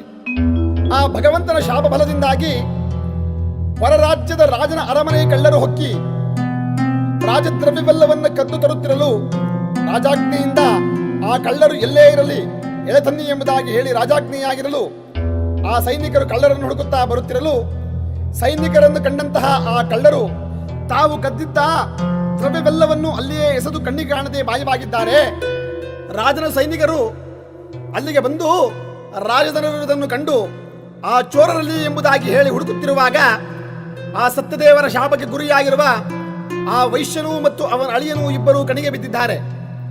ಇವರೇ ಕಳ್ಳರೆಂಬುದಾಗಿ ತಿಳಿದು ಆ ಸೈನಿಕರು ಕುದುರೆಗೆ ಕಟ್ಟಿ ಇವರನ್ನು ಕಲ್ಲು ಮುಳ್ಳುಗಳಲ್ಲಿ ಎಳೆಯುತ್ತಾ ರಾಜನ ಸಮೀಪಕ್ಕೆ ಕರೆತಂದು ನಿಲ್ಲಿಸಿದಾಗ ವಿಚಾರಣೆಯನ್ನೇ ಮಾಡದೆ ಇವರನ್ನು ಸಹಿಸಲು ಅಸಖ್ಯವಾದಂತಹ ಬಂಧನದಲ್ಲಿಟ್ಟಿದ್ದಾನೆ. ಅಲ್ಲದೆ ಇವರು ಏನು ಹೇಳಲಿಕ್ಕೆ ಬಂದರೂ ಆ ಸತ್ಯದೇವರ ಕ್ರೂರ ದೃಷ್ಟಿಯವರ ಮೇಲಿರುವುದರಿಂದ ಇವರಾಡುವ ಮಾತುಗಳು ಆ ರಾಜನಿಗೆ ಕೇಳಿಸುತ್ತಲೇ ಇರಲಿಲ್ಲ. ಹೀಗೆ ಅನೇಕ ದಿನಗಳು ಕಳೆಯಲು ಇತ್ತ ಮನೆಯಲ್ಲಿದ್ದ ಹೆಂಡತಿ ಮತ್ತು ಮಗಳಿಗೂ ಸಹ ಬಹಳ ಕಷ್ಟವೂ ಪ್ರಾಪ್ತಿಯಾಗುತ್ತದೆ. ಮನೆಯಲ್ಲಿದ್ದ ದ್ರವ್ಯವೆಲ್ಲವೂ ಕಳ್ಳರ ಪಾಲಾಗಿ ತಿನ್ನಲು ಅನ್ನವಿಲ್ಲದೆ ಕಡು ಬಡತನವೂ ಪ್ರಾಪ್ತಿಯಾಗಿರುತ್ತದೆ. ಹೀಗೆ ಅನೇಕ ದಿನಗಳು ಕಳೆಯಲು ಕಷ್ಟಕ್ಕೆ ಕೊನೆಯಿಲ್ಲದಿರಲು ಗಂಡ ಮತ್ತು ಹಳಿಯನು ವ್ಯಾಪಾರಕ್ಕೆ ಹೋದವರು ಬಾರದೇ ಇರಲು ದುಃಖದಿಂದ ವಿಚಾರ ಮಾಡುತ್ತಾ ಇರುವಾಗ ಇದು ಯಾವುದೋ ದೈವ ಶಾಪವೇ ಇರಬಹುದು ಎಂದು ಹೇಳಿ ಆಲೋಚಿಸುತ್ತಿರುವಾಗ ಹಿಂದೆ ತಾವು ಸಂಕಲ್ಪಿಸಿಕೊಂಡ ಶ್ರೀ ಸತ್ಯನಾರಾಯಣ ಸ್ವಾಮಿ ವ್ರತವು ಜ್ಞಾಪಕಕ್ಕೆ ಬರುತ್ತದೆ. ಶಕ್ತಿ ಇಲ್ಲದಿದ್ದರೂ ಸಹ ಯಥಾಶಕ್ತಿಯಾಗಿ ಸತ್ಯನಾರಾಯಣ ಸ್ವಾಮಿಯ ವ್ರತವನ್ನು ಮಾಡಿ ಆತನನ್ನು ಧ್ಯಾನಿಸಿ, ಪರಮಾತ್ಮ ನನ್ನ ಗಂಡ ಮತ್ತು ಅಳಿಯನನ್ನ ಬೇಗನೆ ಬರುವಂತೆ ಅನುಗ್ರಹಿಸು ಮತ್ತು ನಮ್ಮ ಕಷ್ಟವನ್ನು ಹೋಗಲಾಡಿಸು ಎಂಬುದಾಗಿ ಹೇಳಿ ಆ ಪರಮಾತ್ಮನನ್ನು ಪ್ರಾರ್ಥಿಸಲು ಇವರ ಭಕ್ತಿಗೆ ಮೆಚ್ಚಿದ ಶ್ರೀ ಸತ್ಯನಾರಾಯಣ ಸ್ವಾಮಿಯು ಆ ರಾಜನಿಗೆ ಆ ರಾತ್ರಿಯಲ್ಲಿಯೇ ಸ್ವಪ್ನದಲ್ಲಿ ಗೋಚರನಾಗಿ ಬಂಧನದಲ್ಲಿರುವ ಆ ವರ್ತಕನನ್ನ ಬಂಧ ವಿಮುಕ್ತರನ್ನಾಗಿ ಮಾಡಿ ಅವರ ರಾಜ್ಯಕ್ಕೆ ಕಳುಹಿಸು. ಅವರು ಕಳ್ಳರಲ್ಲ, ದೈವಶಾಪದಿಂದ ಇಂತಹ ಮಹಾಕಷ್ಟವು ಪ್ರಾಪ್ತಿಯಾಗಿದೆ ಎಂದು ಹೇಳಿ ಸತ್ಯದೇವರು ಸ್ವಪ್ನದಲ್ಲಿ ಗೋಚರನಾಗಲು ಎಚ್ಚೆತ್ತ ದಿಗ್ಭ್ರಾಂತನಾದ ಆ ರಾಜನು ಬೆಳಗಾಗುತ್ತಲೇ ಆ ವರ್ತಕರನ್ನು ಕರೆಸಿ ವಿಚಾರಣೆ ಮಾಡಲು ಸತ್ಯಾಂಶವೆಲ್ಲವನ್ನು ತಿಳಿದ ಆ ರಾಜನಾದರೂ ನೀವು ಯಾವುದೋ ದೈವವನ್ನು ಮರೆತಿದ್ದೀರಿ, ಆದ್ದರಿಂದಲೇ ನಿಮಗೆ ಈ ಮಹಾಕಷ್ಟವು ಪ್ರಾಪ್ತಿಯಾಗಿದೆ. ಇದಕ್ಕಾಗಿ ಸತ್ಯನಾರಾಯಣ ಸ್ವಾಮಿಯ ವ್ರತವನ್ನು ಮಾಡಿ ಎಂಬುದಾಗಿ ಹೇಳಿ ಸಮಾಧಾನಪಡಿಸಿ ನೂತನ ವಸ್ತ್ರಾಭರಣಗಳಿಂದ ಅಲಂಕರಿಸಿ ಅವರಲ್ಲಿ ಮೊದಲಿದ್ದ ದ್ರವ್ಯಕ್ಕೆ 2ರಷ್ಟು ದ್ರವ್ಯವನ್ನು ಕೊಟ್ಟು ನಿಮ್ಮ ಗ್ರಾಮಕ್ಕೆ ಹೋಗಿ ಬನ್ನಿ ಎಂಬುದಾಗಿ ಹೇಳಲು ಅವರು ರಾಜನಿಗೆ ನಮಸ್ಕರಿಸಿ ತಮ್ಮ ಗ್ರಾಮಕ್ಕೆ ತೆರಳಿದರು ಎಂಬುದಾಗಿ, ಯಾರೇ ಆಗಲಿ ಸತ್ಯನಾರಾಯಣ ಸ್ವಾಮಿಯ ವ್ರತವನ್ನು ಮಾಡುತ್ತೇನೆಂಬುದಾಗಿ ಹೇಳಿ ಮಾಡದೆ ಹೋದರೆ ಅಥವಾ ಸತ್ಯನಾರಾಯಣ ಸ್ವಾಮಿಯನ್ನ ಕೇವಲವಾಗಿ ಕಂಡರೆ ಅಂತಹ ಮನುಷ್ಯನಿಗೆ ವಿಶೇಷ ಕಷ್ಟ ಪ್ರಾಪ್ತಿಯಾಗುತ್ತದೆ ಎಂಬುದಾಗಿ ಜ್ಞಾನಿಗಳು ಹೇಳಿದ್ದಾರೆ. ಈ ಪ್ರಕಾರವಾಗಿ ಸತ್ಯನಾರಾಯಣ ಸ್ವಾಮಿಯ 3ನೇ ಅಧ್ಯಾಯವನ್ನು ಕೇಳಿದ ಸಮಸ್ತ ಭಕ್ತಾದಿಗಳಿಗೂ ಭಗವಂತ ಅನುಗ್ರಹಿಸಲಿ ಎಂಬುದಾಗಿ ಹೇಳಿ 3ನೇ ಅಧ್ಯಾಯಕ್ಕೆ ಮಂಗಳವನ್ನು ಪಾಡೋಣ. ಕಸ್ತೂರಿ ತಿಲಕಂ ಲಲಾಟ ಫಲಕೆ ವಕ್ಷಸ್ಥಲೇ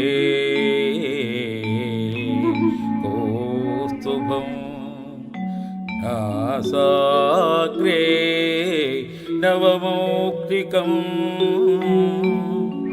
ಕರತಲೇ ವೇಣು करे कंकणं सर्वांगे हरिचंदनं च कलयन् कंठे च मुक्तावलिं गोपस्त्री परिवेष्टितो विजयते गोपालचूडा ಜಯತೆ ಗೋಪಾಲ ಚೂಡಾಮಣಿ. ಈ ಪ್ರಕಾರವಾಗಿ ಭಗವಂತನನ್ನು ಸ್ಮರಿಸಿ ಬಂಧಮುಕ್ತನಾದಂತಹ ಆ ವೈಶ್ಯನಾದರೂ ಸಹ ಆನಂದಭರಿತನಾಗಿ ಮುತ್ತು ರತ್ನ ವಜ್ರ ವೈಢೂರ್ಯ ಮರಕದ ಮಾಣಿಕ್ಯ ಗೋಮೇರಿಕ ಪುಷ್ಪರಾಗ ಮುಂತಾದ ಸಂಪತ್ತಿನೊಡನೆ ಅಳಿಯನಿಂದೊಡಗೂಡಿ ಆನಂದಮಯನಾಗಿ ಹಡಗಿನಲ್ಲಿ ತನ್ನ ಗ್ರಾಮಕ್ಕೆ ಬರುತ್ತಿರುವಾಗ ಜಗತ್ರಕ್ಷಕನಾದ ಸತ್ಯದೇವನು ಇವನಲ್ಲಿ ಅಹಂಕಾರವು ಅಡಗಿದೆಯೋ ಇಲ್ಲವೋ ಎಂದು ಪರೀಕ್ಷಿಸಲು ದೈವಂ ಮಾನುಷರೂಪೇಣ ಎಂಬಂತೆ ಸನ್ಯಾಸ ವೇಷದಲ್ಲಿ ಬಂದು ಆ ವೈಶ್ಯನನ್ನು ಕುರಿತು, ಅಯ್ಯ ವರ್ತಕನೇ, ನಿನ್ನ ಹಡಗಿನಲ್ಲಿರುವುದೇನು ಎಂಬುದಾಗಿ ಕೇಳಲು ಧನಮದಾಂಧನಾದ ಆ ವೈಶ್ಯನು ಹಾಸ್ಯ ಮಾಡುವ ರೀತಿಯಲ್ಲಿ ಇವನಾರೋ ಕೆಲಸಕ್ಕೆ ಬಾರದವನೆಂಬುದಾಗಿ ತಿಳಿದು ಅಜ್ಞಾನ ಮತ್ತು ಅಹಂಕಾರದಿಂದ, ಅಯ್ಯ ಈ ಹಡಗಿನಲ್ಲಿ ಬರೀ ಎಲೆಬಳ್ಳಿಗಳಿರುವುದು, ಮತ್ತೇನೂ ಇಲ್ಲವೋ ಎನ್ನಲು ಸನ್ಯಾಸ ವೇಷದಲ್ಲಿದ್ದ ಆ ಕರುಣಾಮೂರ್ತಿಯು ಯದ್ಭಾವಂ ತದ್ಭವತಿ, ನಿನ್ನ ಮನಸ್ಸಿನಲ್ಲಿ ಏನಿರುವುದೋ ಹಾಗೇ ಆಗಲಿ ಎಂಬುದಾಗಿ ಹೇಳಿ ಶಾಪವನ್ನಿತ್ತು ಹೊರಟು ಹೋಗಲು ಸ್ವಲ್ಪ ದೂರ ಪ್ರಯಾಣ ಮಾಡಿದೊಡನೆ ಸಮುದ್ರ ದಡವನ್ನು ಸೇರಿದ ಆ ವೈಶ್ಯನು ಹಡಗಿನಲ್ಲಿರುವ ದ್ರವ್ಯಗಳೆಲ್ಲವೂ ಎಲೆಬಳ್ಳಿಗಳಾಗಿರುವುದನ್ನು ಕಂಡು ಮೂರ್ಛಾಕ್ರಾಂತನಾಗಿ ಪುನಃ ಎಚ್ಚೆತ್ತು ದ್ರವ್ಯ ಹೋದ ದುಃಖದಿಂದ ಅಳುತ್ತಿರಲು ಇದನ್ನು ಕಂಡು ಅಳಿಯನ ಎಲೆ ಮಾವನೇ, ಏತಕ್ಕೆ ಅಳುತ್ತೀಯೇ? ಕರುಣಾಮಯಿಯಾದ ಆ ಸತ್ಯದೇವನು ಮುಂದೆ ಕೇಳಿದಾಗ, ನಾವು ಆತನಿಗೇ ಸುಳ್ಳು ಹೇಳಿದ್ದರಿಂದ ಭಗವಂತನ ಶಾಪದಿಂದ ಈ ರೀತಿಯಾಗಿದೆ. ವ್ಯಸನಪಟ್ಟರೆ ಪ್ರಯೋಜನವಿಲ್ಲ, ಭಕ್ತಿಯಿಂದ ಆ ಪರಮಾತ್ಮನನ್ನು ಧ್ಯಾನಿಸೋಣ ಎನ್ನಲು ಆ ವೈಶ್ಯನು ಕರಮುಗಿದು ಶಿರವಾಗಿ ಶರಣಾಗಿ, ನಮ್ಮ ಅಪರಾಧವನ್ನು ಕ್ಷಮಿಸು, ಎಲೈ ದೇವದೇವನೇ, ಮತದಿಂದ ಕೂಡಿದ ಗಜೇಂದ್ರನನ್ನು ರಕ್ಷಿಸಿ ಮೋಕ್ಷವನ್ನು ಕೊಟ್ಟವನು ನೀನು, ಬಾಲಕನಾದ ಪ್ರಹ್ಲಾದನನ್ನು ಪಾಲಿಸಿದವನೂ ನೀನೆ, ಈ ಭೂಲೋಕದಲ್ಲಿರುವ ಜನರನ್ನು ಉದ್ಧರಿಸಲು ದಶಾವತಾರಗಳನ್ನೆತ್ತಿ ಭೂಭಾರವನ್ನು ಕಡಿಮೆ ಮಾಡಿ ವೀರೋದ್ಧಾರವನ್ನು ಮಾಡಿ ದುಷ್ಟರನ್ನು ಶಿಕ್ಷಿಸಿ ಶಿಷ್ಟರನ್ನು ರಕ್ಷಿಸಿದವನೂ ನೀನೆ.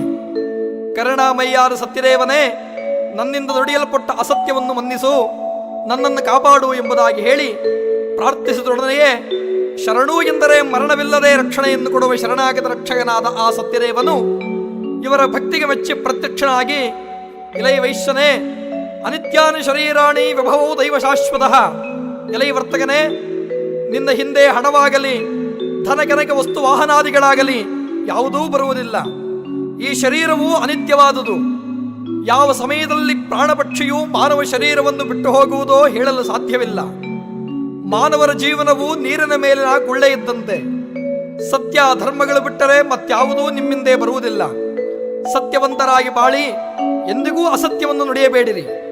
ನೀನು ಸತ್ಯನಾರಾಯಣನನ್ನು ಪೂಜಿಸು ಎನ್ನಲು ಆ ಸತ್ಯದೇವರ ದರ್ಶನ ಮಾತ್ರದಿಂದಲೇ ಆತನಲ್ಲಿದ್ದ ಅಜ್ಞಾನವು ನಿವಾರಣೆಯಾಗಿದೆ. ಭಗವಂತನ ಪಾದಗಳನ್ನು ಹಿಡಿದು, ಎಲೆ ದೇವದೇವನೇ, ಬ್ರಹ್ಮಾದಿ ದೇವತೆಗಳೂ ಕೂಡ ನಿನ್ನ ನೀಲೆಯನ್ನು ತಿಳಿಯಲು ಅಸಾಧ್ಯರಾಗಿರುವಾಗ ನರಮಾನವರಾದ ನಮ್ಮಿಂದ ಎಲ್ಲಿ ಸಾಧ್ಯ?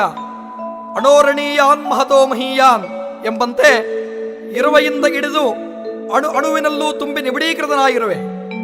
ನಾನು ಮಹಾಪುರುಷನೆಂದರೆ ಅವನಿಗಿಂತಲೂ ಮಹಾಪುರುಷನಾಗಿರುವೆ. ನಿನ್ನ ಲೀಲೆಯನ್ನು ನಾನೆಲ್ಲಿ ತಿಳಿಯಲು ಸಾಧ್ಯ? ದಯಮಾಡಿ ನನ್ನ ಅಪರಾಧವನ್ನು ಕ್ಷಮಿಸು, ನನ್ನಿಂದ ಹೇಳಲ್ಪಟ್ಟ ಸುಳ್ಳನ್ನು ಮನ್ನಿಸಿ ಕಾಪಾಡು, ಅಜ್ಞಾನಾಂಧಕಾರದಿಂದ ಮಾಡಿದ ಅಪರಾಧವನ್ನು ಕ್ಷಮಿಸು ಎಂದು ಪ್ರಾರ್ಥಿಸಲು ಶರಣಾಗತ ರಕ್ಷಕನಾದ ಶ್ರೀಹರಿಗೆ ಸಂತುಷ್ಟನಾಗಿ ಆ ವೈಶ್ಯನಿಗೆ ಅನೇಕ ವರಗಳನ್ನು ಕರುಣಿಸಿ ತಕ್ಷಣವೂ ಅಲ್ಲಿಯೇ ಮಾಯವಾಗಿದ್ದಾನೆ.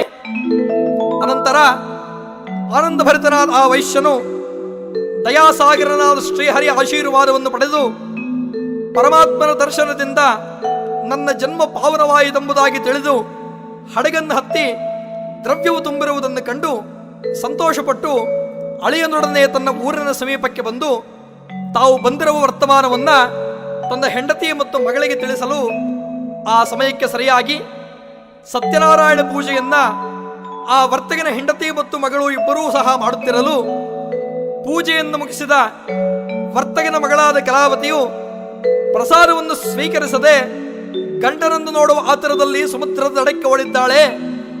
ಪ್ರಸಾದವನ್ನು ಸ್ವೀಕರಿಸದೆ ಬಂದಿದ್ದರಿಂದ ಕೋಪಗೊಂಡ ಆ ಸತ್ಯದೇವನಾದರೂ ಹಡಗಿನಲ್ಲಿದ್ದ ಅವಳ ಗಂಡನನ್ನು ಅದೃಶ್ಯನಾಗುವಂತೆ ಮಾಡಿದ್ದಾನೆ. ಸಮುದ್ರ ದಡಕ್ಕೆ ಬಂದು ತನ್ನ ಪತಿಯು ಅದೃಶ್ಯವಾಗಿರುವುದನ್ನು ಕಂಡಂತಹ ಆ ಕಲಾವತಿಯು ಗಂಡನಿಲ್ಲದ ಮೇಲೆ ಈ ಜನ್ಮವು ಶೂನ್ಯವಾದುದು, ಪತಿ ಇಲ್ಲದ ಮೇಲೆ ಸತಿ ಇರಬಾರದೆಂಬುದಾಗಿ ತಿಳಿದು ದುಃಖದಿಂದ ವಿಚಾರ ಮಾಡುತ್ತಾ ತನ್ನ ಗಂಡನ ಪಾದುಕೆಗಳನ್ನು ತೆಗೆದುಕೊಂಡು ಅದರ ಕೂಡ ಸಹಗಮನವನ್ನು ಮಾಡುವೆ ಎಂಬುದಾಗಿ ಹೇಳಿ ದುಃಖದಿಂದ ಅಳುತ್ತಿರುವಾಗ ಅಲ್ಲಿದ್ದವರೆಲ್ಲರಿಗೂ ಆಶ್ಚರ್ಯವಾಗಿದೆ. ಈ ಹಡಗು ಹೇಗೆ ಮಾಯವಾಯಿತು? ಸಮುದ್ರವೆಲ್ಲವೂ ಪ್ರಶಾಂತವಾಗಿದೆ, ಬಿರುಗಾಳಿ ಇಲ್ಲ, ಪ್ರಕೃತಿ ವಿಕೋಪವೇ ಇಲ್ಲದಿರುವಾಗ ಹೀಗಾಗಲ ಕಾರಣವೇನು? ಇದು ದೈವ ಮಾಯೆಯೇ ಹೊರತು ಬೇರೇನೂ ಅಲ್ಲ. ಆ ಸತ್ಯದೇವರಿಗೆ ತಿಳಿಯಬೇಕು ಆತನ ಲೀಲೆ ಎಂಬುದಾಗಿ ಹೇಳಿ ಚಿಂತಾಕ್ರಾಂತರಾದವರಾಗಿ ಆ ವೈಶ್ಯನು, ಎಲೆ ಸತ್ಯದೇವನೇ, ನಮ್ಮ ಅಪರಾಧವನ್ನು ಕ್ಷಮಿಸು, ನಮ್ಮನ್ನು ರಕ್ಷಿಸು, ಕಾಯ ವಾಚ ಮನಸ ತಿಳಿದೂ ತಿಳಿಯದೆ ಏನಾದರೂ ಅಪರಾಧವಾಗಿದ್ದರೆ ಅದನ್ನು ಮನ್ನಿಸಿ ಕಾಪಾಡು ಎಂಬುದಾಗಿ ಹೇಳಿ ಭೂಮಿಯ ಮೇಲೆ ನಮಸ್ಕಾರವನ್ನು ಮಾಡಿ ಪ್ರಾರ್ಥಿಸುತ್ತಿರುವಂತೆ ಪೂಜೆಯನ್ನು ಮಾಡಿಸುತ್ತಿದ್ದಂತಹ ಆ ಪುರೋಹಿತರು ಓಡಿ ಬಂದು, ಅಯ್ಯ ವೈಶ್ಯನೇ, ಚಿಂತಿಸಬೇಡ, ನಿನ್ನ ಮಗಳು ಪತಿಯನ್ನು ನೋಡುವ ಆತುರದಲ್ಲಿ ಆ ಸತ್ಯನಾರಾಯಣ ಪ್ರಸಾದವನ್ನು ಪರಿತ್ಯಾಗ ಮಾಡಿ ಬಂದಿದ್ದಾಳೆ. ಆದ್ದರಿಂದಲೇ ಈಕೆ ಗಂಡನು ಅದೃಶ್ಯನಾಗಿದ್ದಾನೆ. ಈಗ ಮನೆಗೆ ಹೋಗೋಣ, ನಡೆಯಿರಿ ಎಂಬುದಾಗಿ ಹೇಳಿ ಎಲ್ಲರನ್ನೂ ಮನೆಗೆ ಕರೆದುಕೊಂಡು ಬಂದು ಸತ್ಯನಾರಾಯಣ ಸ್ವಾಮಿಯ ಸಮ್ಮುಖದಲ್ಲಿ ನಿಂತು, ಅಯ್ಯ, ದೀನ ನಾನು, ಸಮಸ್ತ ಲೋಕಕ್ಕೆ ದಾನಿ ನೀನು, ವಿಚಾರಿಸಲು ಮತಿಹೀನನಾದವನು ನಾನು, ಮಹಾಮಹಿಮನಾದ ಕೈವಲ್ಯಪತಿಯು ನೀನು, ನಿನ್ನ ಸಮಾನರುಂಟೆ ದೇವಾ, ನಮ್ಮನ್ನು ರಕ್ಷಿಸು ಎಂಬುದಾಗಿ ಹೇಳಿ ಪ್ರಾರ್ಥಿಸಿ ಧೂಪದೀಪ ನೈವೇದ್ಯಾದಿಗಳಿಂದ ಪರಮಾತ್ಮನನ್ನ ಪೂಜಿಸಿ ಪ್ರಸಾದವನ್ನು ಸ್ವೀಕರಿಸಿ ಆ ವರ್ತಕನ ಮಗಳಾದ ಕಲಾವತಿಯು, ಎಲೆ ದೇವದೇವನೇ, ನನ್ನ ಗಂಡನು ಬರುವಂತೆ ಮಾಡು, ನನ್ನನ್ನು ಕಾಪಾಡು ಎಂಬುದಾಗಿ ಹೇಳಿ ಆ ಪರಮಾತ್ಮನನ್ನು ಪ್ರಾರ್ಥಿಸಿ ಸಮುದ್ರದೊಳಕ್ಕೆ ಬರಲು ದೈವಾಶ್ಚರ್ಯವೋ ಎಂಬಂತೆ ಆಕೆ ಗಂಡನು ದೃಷ್ಟಿಗೆ ಗೋಚರನಾಗಿದ್ದಾನೆ. ಆನಂದ ಭರಿತರಾದ ಆ ದಂಪತಿಗಳು ಮನೆಗೆ ತೆರಳಿ ಮಂಗಳ ವಾದ್ಯಗಳಿಂದಲೂ ವೇದಘೋಷಗಳಿಂದಲೂ ನೃತ್ಯ ಗೀತಾದಿಗಳಿಂದಲೂ ಮೃದಂಗಾದಿ ಶಬ್ದಮೂಲ ಗಂಧಾದಿಗಳಿಂದಲೂ ಸತ್ಯನಾರಾಯಣ ಸ್ವಾಮಿಯನ್ನು ಪೂಜಿಸುತ್ತಾ ಸತ್ಯವಂತರಾಗಿ ಬಾಳಿ ಇಹದಲ್ಲಿ ಸುಖವನ್ನು ಅನುಭವಿಸಿ ಪರದಲ್ಲಿ ಮೋಕ್ಷವನ್ನು ಪಡೆದರು ಎಂಬುದಾಗಿ ಶ್ರೀ ಮಹಾವಿಷ್ಣುವು ನಾರದರಿಗೆ ಹೇಳಿದ ಸತ್ಯನಾರಾಯಣ ಕಥೆಯ 4ನೇ ಅಧ್ಯಾಯಕ್ಕೆ ಮಂಗಳವನ್ನು ಹೇಳೋಣ. ಒಂದು ಕಾಲದಲ್ಲಿ ಆನೆಯ ಮೇಲ್ಮೆರೆಸುವೆ, ಒಂದು ಕಾಲದಲ್ಲಿ ಬರಿಗಾಲಲ್ಲಿ ನಡೆಸುವೆ, ಒಂದು ಕಾಲದಲ್ಲಿ ಮೃಷ್ಟಾನ್ನ ಭೋಜನವನ್ನುಣಿಸುವೆ, ಒಂದು ಕಾಲದಲ್ಲಿ ಉಪವಾಸವಿರಿಸುವೆ, ನಿನ್ನ ಮಹಿಮೆಯ ನೀನೇ ಬಲ್ಲೆಯೋ, ನಿನ್ನ ಮಹಿಮೆಯ ನೀನೇ ಬಲ್ಲೆಯೋ, ಪನ್ನಗಶಯನ ಶ್ರೀ ಪುರಂದರ ವಿಠಲ, ಪನ್ನಗಶಯನ ಶ್ರೀ ಪುರಂದರ ವಿಠಲ, ಪನ್ನಗಶಯನ ಶ್ರೀ ಪುರಂದರ ವಿಠಲ.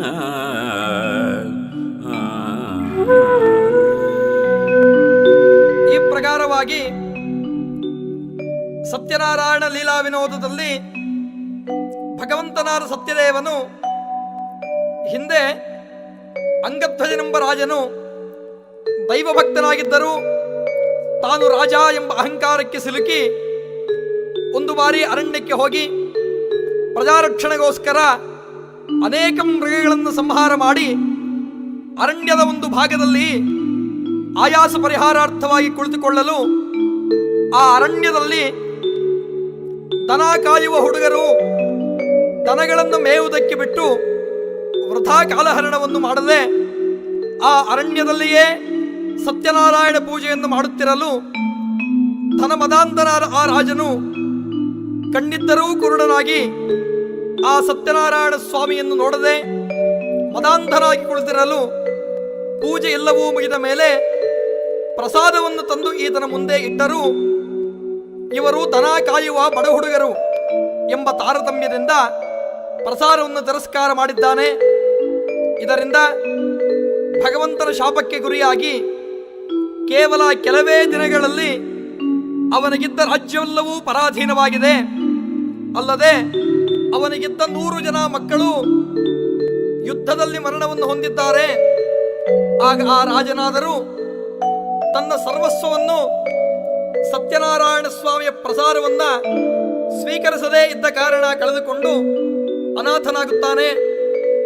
ನಿರ್ಗತಿಕನಾದ ಆ ರಾಜನು ಹಿಂದು ಮುಂದರಿಯದೆ ಬೀದಿ ಬೀದಿಯಲ್ಲಿಯೂ ಅಲೆಯುತ್ತಾ ಪುನಃ ಅದೇ ಅರಣ್ಯಕ್ಕೆ ಬರಲು ಆ ದನ ಕಾಯುವ ಹುಡುಗರು ಆ ದಿನವೂ ಸಹ ಸತ್ಯನಾರಾಯಣ ಸ್ವಾಮಿಯ ಪೂಜೆಯನ್ನು ಆಚರಿಸುತ್ತಿರಲು ಆ ರಾಜನು ಆ ದನ ಕಾಯುವ ಹುಡುಗರ ಸಮೇತನಾಗಿ ಸತ್ಯನಾರಾಯಣ ಸ್ವಾಮಿಯ ವ್ರತವನ್ನು ಆಚರಿಸಿ, ಎಲೈ ಭಕ್ತವತ್ಸಲನೇ, ದಯಮಾಡಿ ನನ್ನಿಂದ ಮಾಡಲ್ಪಟ್ಟ ಅಪರಾಧವನ್ನು ಕ್ಷಮಿಸಿ ನನ್ನನ್ನು ರಕ್ಷಿಸು ಎಂಬುದಾಗಿ ಪ್ರಾರ್ಥಿಸಲು, ನಿನ್ನನ್ನು ಬಿಟ್ಟರೆ ಅನ್ಯರಾರೂ ಇಲ್ಲ ನನಗೆ. ಈ ಜನ್ಮದಲ್ಲಿ ನಿನ್ನ ನಾಮಸ್ಮರಣೆಯನ್ನು ಮಾಡುತ್ತಾ ನನ್ನ ಹಸಿವಿನ ಬಾಧೆಯನ್ನು ನಿನ್ನಲ್ಲಿಯೇ ತೋಡಿಕೊಳ್ಳುವೆ. ನೀನಿಲ್ಲದೆ ಅನ್ಯರೊಬ್ಬರ ಕಾಣೆ ಎಂದು ಪ್ರಾರ್ಥಿಸಲು ಕರುಣಾಮಯ್ಯಾದ ಆ ಸತ್ಯದೇವನು ಆ ರಾಜನಿಗೆ ವಿಶೇಷವಾದ ಧನಕನಕ ವಸ್ತು ವಾಹನಾದಿಗಳನ್ನು, ಮೊದಲಿಗಿಂತಲೂ ಶ್ರೇಷ್ಠವಾದ ರಾಜ್ಯವನ್ನು, ಉತ್ತಮರೂ ಶೂರರೂ ಆದ ಮಕ್ಕಳನ್ನು ಆ ಪರಮಾತ್ಮನ ದಯಪಾಲಿಸಿದ್ದಾನೆ. ಅಂದಿನಿಂದ ಆ ರಾಜನು ವಂಶಪಾರಂಪರ್ಯವಾಗಿ ಸತ್ಯನಾರಾಯಣ ಪೂಜೆಯನ್ನು ಮಾಡುತ್ತಾ ತಾನಿರುವ ತನಕ ಪುತ್ರ ಪೌತ್ರಾದಿಗಳನ್ನು ತೊಡಗೂಡಿ ಅನಂತರ ಸತ್ಯಲೋಕವನ್ನು ಪಡೆದಿದ್ದಾನೆ. ಹೀಗೆ ಇಷ್ಟೇ ಅಲ್ಲದೆ ಭಗವಂತನ ಲೀಲೆಯನ್ನು ಕೇಳುತ್ತಾ ಹೋದರೆ ನಮ್ಮ ಈ ಜನ್ಮವೇ ಸಾಲದಾಗುತ್ತದೆ. ಒಟ್ಟಿನಲ್ಲಿ ನರಜನ್ಮ ಬಂದಾಗ ನಾಲಿಗೆ ಇರುವಾಗ ನಾರಾಯಣ ಎನ್ನಬಾರದೆ ಎಂದು ಜ್ಞಾನಿಗಳು ಹೇಳಿರುವ ಪ್ರಕಾರ ಕೈಕಾಲುಗಳು ಗಟ್ಟಿಯಾಗಿರುವಾಗಲೇ ಭಗವಂತನನ್ನು ಪೂಜಿಸಿ, ಕಣ್ಣಿನಲ್ಲಿ ದೃಷ್ಟಿ ಇರುವಾಗಲೇ ಆ ಸತ್ಯನಾರಾಯಣನನ್ನು ನೋಡಿ, ಕಿವಿಗಳು ಕೇಳುವಾಗಲೇ ಆ ಸತ್ಯನಾರಾಯಣನ ಕೀರ್ತನೆಯನ್ನು ಕೇಳಿ, ಶರೀರವು ಗಟ್ಟಿಯಾಗಿರುವಾಗಲೇ ಸತ್ಯನಾರಾಯಣ ಸ್ವಾಮಿಯ ಸೇವೆಗಾಗಿ ಅರ್ಪಿಸಿ, ಪರಮಾತ್ಮ ನಿನ್ನ ದಯೆಯಿಂದ ಮಾನವನಾಗಿ ಜನಿಸಿದ್ದೇನೆ, ನನಗೆ ತಿಳಿದಿರುವ ಮಟ್ಟಿಗೂ ನಿನ್ನ ಸೇವೆಯನ್ನು ಕಾಯ ವಾಚ ಮನಸ ಭಕ್ತಿ ಶ್ರದ್ಧೆಗಳಿಂದ ಮಾಡುತ್ತೇನೆ. ಮುಂದೆಯೂ ನಿನ್ನ ಪೂಜೆಯು ಸದಾ ನಮ್ಮ ಮನೆಯಲ್ಲಿ ನಡೆಯುವಂತೆ ಅನುಗ್ರಹಿಸು. ಸಾಧ್ಯವಾದರೆ ಪ್ರತಿ ಮಾಸದಲ್ಲಿಯೂ, ಪ್ರತಿ ಪಕ್ಷದಲ್ಲಿಯೂ, ಪೌರ್ಣಮಿ, ಸಂಕ್ರಾಂತಿ ಪರ್ವಕಾಲಗಳಲ್ಲಿಯೂ, ಇಲ್ಲದಿದ್ದರೆ ವರ್ಷಕ್ಕೊಮ್ಮೆಯಾದರೂ ನಿನ್ನ ಪೂಜೆಯನ್ನು ಮಾಡುವ ಭಾಗ್ಯವನ್ನು ಕರುಣಿಸು. ಎಲೈ ದೇವದೇವನೇ, ತಿಳಿದು ತಿಳಿಯದೆ ಮಾಡಿರುವ ನನ್ನ ಅಪರಾಧವನ್ನು ಮನ್ನಿಸು. ದೇಶದಲ್ಲಿರುವ ಕ್ಷಾಮ ಡಾಮರಿಗಳನ್ನು ಹೋಗಲಾಡಿಸು. ಕಾಲ ಕಾಲಕ್ಕೆ ಮಳೆ ಬೆಳೆಗಳನ್ನು ಕರುಣಿಸು. ರಾಜ್ಯ ರಾಷ್ಟ್ರಗಳಲ್ಲಿರುವ ಸಮಸ್ತ ಪ್ರಜೆಗಳೂ ಸುಖವಾಗಿರುವಂತೆ ಅನುಗ್ರಹಿಸು ಎಂಬುದಾಗಿ ಹೇಳಿ ನೃತ್ಯ ಗೀತಾದಿಗಳಿಂದ ಸ್ವಾಮಿಯನ್ನು ಧ್ಯಾನಿಸಿ ಶಿರಸಾಷ್ಟಾಂಗ ನಮಸ್ಕಾರವನ್ನು ಪರಮಾತ್ಮನಿಗೆ ಮಾಡಿ ಸತ್ಯನಾರಾಯಣನನ್ನು ಪೂಜಿಸುತ್ತಾ ಅನುಕೂಲವಾದಾಗ ವಿಶೇಷವಾಗಿ ಸತ್ಯನಾರಾಯಣ ಸ್ವಾಮಿ ಉದ್ಯಾಪನೆಯನ್ನು ಮಾಡಿ ಲಕ್ಷ್ಮೀ ಸಮೇತ ಸತ್ಯನಾರಾಯಣ ವಿಗ್ರಹವನ್ನು, ಕಳಶ ವಸ್ತ್ರಗಳನ್ನು, ವೇದ ವಿಪ್ರರಿಗೆ ದಾನವನ್ನು ಮಾಡಿ ಅನ್ನದಾನಾದಿಗಳನ್ನು ಮಾಡುತ್ತಾ ಉದ್ಯಾಪನೆಯನ್ನು ಯಾರು ಮಾಡುವರೋ ಆ ಮನುಜನು ಸರ್ವ ಸಂಸಾರ ಬಂಧನದಿಂದ ವಿಮುಕ್ತನಾಗಿ ಬೇಕಾದ ಸರ್ವ ಸೌಖ್ಯವೂ ಪ್ರಾಪ್ತಿಯಾಗಿ ಅವರ ಜನ್ಮವೂ ಸಾಫಲ್ಯವಾಗುವುದರಲ್ಲಿ ಸಂದೇಹವೇ ಇಲ್ಲ ಎಂಬುದಾಗಿ ಹೇಳಿದ್ದಾರಲ್ಲದೆ, ಸತ್ಯನಾರಾಯಣ ಸ್ವಾಮಿಯ ವ್ರತದ ಕಥೆಯನ್ನು ಯಾರು ಪ್ರತಿದಿನವೂ ಯಾರ ಮನೆಯಲ್ಲಿ ಕೇಳುತ್ತಾರೋ ಅವರಿಗೆ ಸತ್ಯನಾರಾಯಣ ಸ್ವಾಮಿಯ ಪೂಜೆ ಮಾಡಿ ಉದ್ಯಾಪನೆ ಮಾಡಿದ ಫಲವು ಪ್ರಾಪ್ತಿಯಾಗುತ್ತದೆ.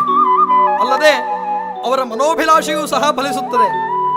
ಅವರಿಗೆ ಸರ್ವಯಾತ್ರಾ ಸ್ಥಳಗಳ ಫಲವೂ ಪ್ರಾಪ್ತಿಯಾಗಲಿ, ಸರ್ವ ನದಿಗಳಲ್ಲಿ ಸ್ನಾನ ಮಾಡಿದ ಫಲವೂ ಪ್ರಾಪ್ತಿಯಾಗಲಿ, ಇವರಿಗೆ ಇಹದಲ್ಲಿ ಸುಖವು ಪರದಲ್ಲಿ ಮೋಕ್ಷವೂ ಪ್ರಾಪ್ತಿಯಾಗಿ ಸತ್ಯದೇವರು ಸನ್ಮಂಗಳವನ್ನುಂಟು ಮಾಡಲಿ ಎಂಬುದಾಗಿ ಹೇಳಿ ಸರ್ವೇ ಜನ ಸುಖಿನೋ ಭವಂತು, ಸಮಸ್ತ ಸನ್ಮಂಗಳಾನಿ ಭವಂತು ಎನ್ನುತ್ತಾ ಸತ್ಯನಾರಾಯಣ ವ್ರತಕತೆಗೆ ಮಂಗಳವನ್ನು ಮಾಡೋಣ. ಕಾಯೇನ ವಾಚಾ ಮನಸೇಂದ್ರಿಯೈರ್ವಾ ಬುದ್ಧ್ಯಾತ್ಮನಾ ವಾ ಪ್ರಕೃತೆ ಸ್ವಭಾವಾತ್ ಕರೋಮಿ ಯದ್ಯತ್ ಸಕಲಂ ಪರಸ್ಮೈ ನಾರಾಯಣಾಯೇತಿ ಸಮರ್ಪಯಾಮಿ. ಕಾಲೇ ವರ್ಷದು ಪರ್ಜನ್ಯ ಪೃಥಿವೀ ಸಸ್ಯಶಾಲಿನಿ ದೇಶೋಯಂ ಕ್ಷೋಭರಹಿತೋ ಸಜ್ಜನಾಃ ಸಂತು ನಿರ್ಭಯಾಃ. ಹರೇಃ ಓಂ ಶ್ರೀಕೃಷ್ಣಾರ್ಪಣಮಸ್ತು.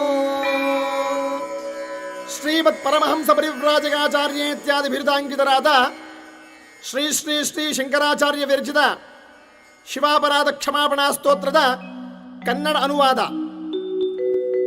ಆದಿಯಲ್ಲಿ ಬಹುಪಾಪ ಕರ್ಮದೆಸೆಯಲಿ ನಾನು ಮಾತೆ ಗರ್ಭದಿ ಬಂದು ನರಳಿ ನೋಯುತ್ತಲಿದ್ದೆ. ಮಲಮೂತ್ರ ಕೀವುಗಳ ಮಧ್ಯದೊಳು ಅನವರತ ಜಠರಾಗ್ನಿ ಬೇನೆಯಲಿ ಬೆಂದು ಬಳಲುತ್ತಲಿದ್ದೆ. ಗರ್ಭವಾಸದ ಘೋರ ದುಃಖದ ಅನುಭವವ ಹೇಳಿಕೊಳ್ಳಲು ಎನಗೆ ಶಕ್ತಿ ಸಾಲದು ದೇವಾ. ಕ್ಷಮಿಸಿ ಅಪರಾಧ